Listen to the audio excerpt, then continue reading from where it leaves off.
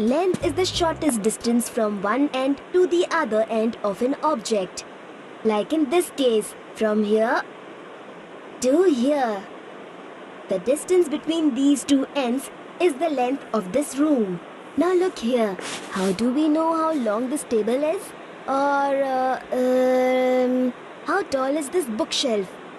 So, how do we measure them? We use the length to measure the distance between the two ends of an object. So now, how can we measure the length of this room?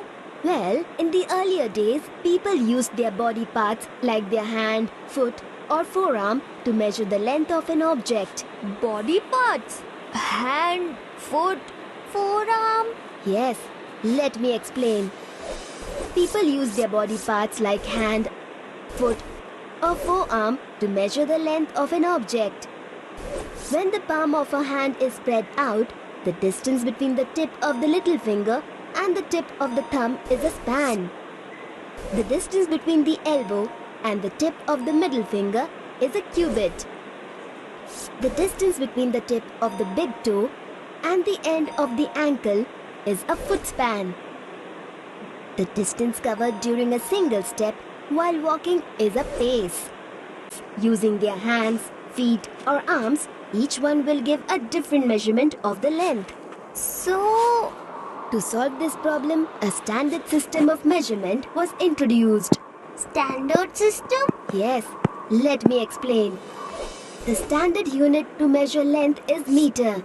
The short form of meter is m. The length of Kabir's cricket bat is close to a meter.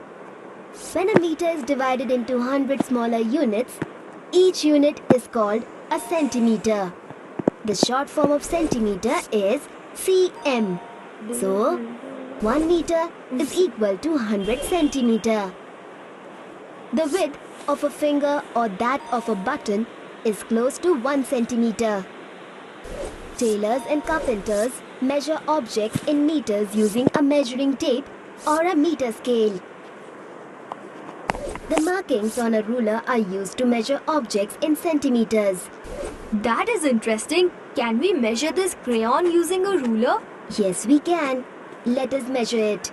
Place one end of the crayon at the zero mark of the ruler along the centimeter line.